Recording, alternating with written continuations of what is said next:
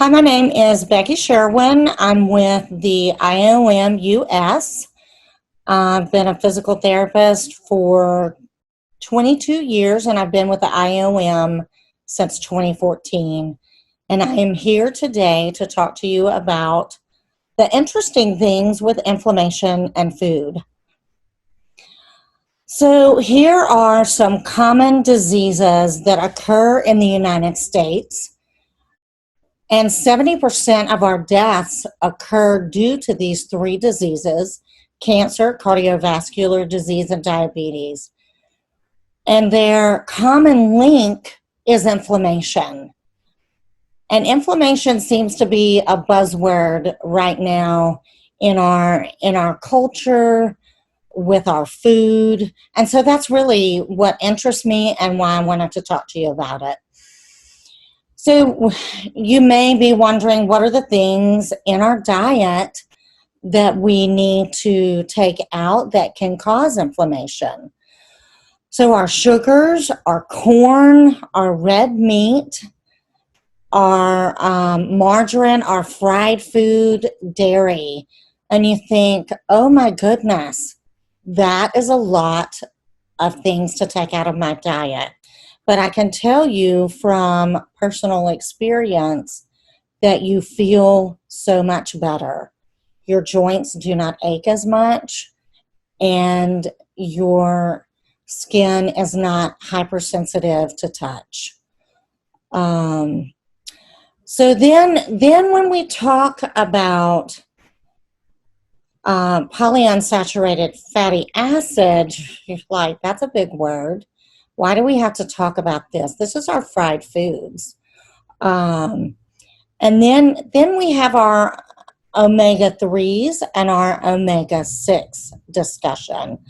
Omega-6s can be found in our fried foods, our oils, our corn, and then our omega-3s can be found in our fish oils, our avocados.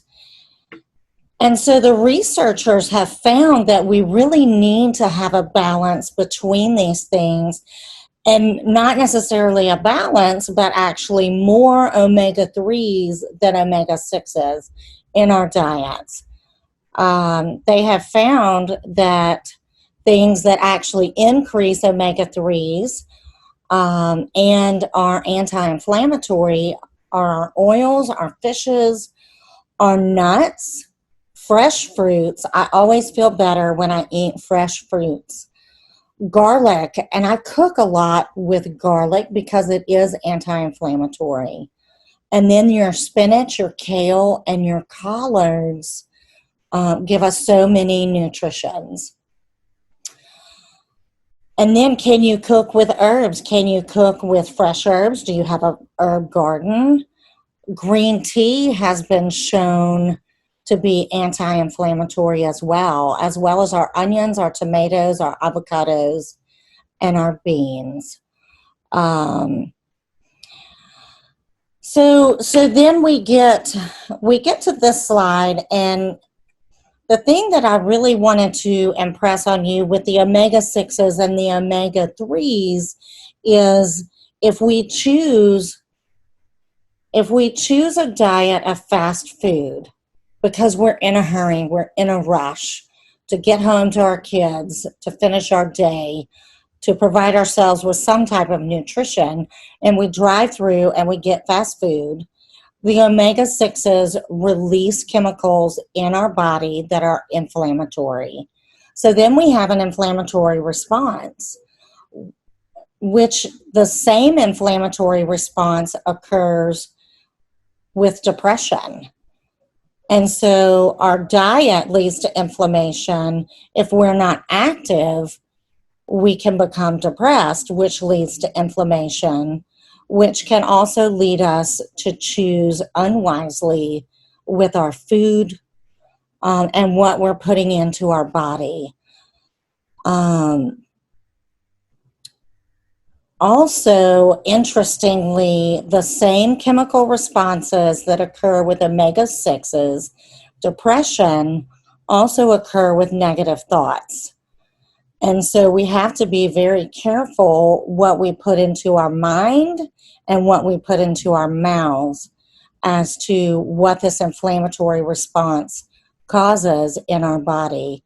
And studies have shown that we do not heal as well when we are inflamed, when we're under stress, when we're going through depression, that we have longer healing times and a higher inflammatory response. So I would challenge you to make wise choices, to have a balance in your system of good food, daily exercise, and it doesn't have to be big exercise, but enough to release the anti-inflammatory chemicals that are available to us within our bodies. So balance is the key. Balance between food and diet and thought processes. Thank you for joining me and joining the IAOM-US.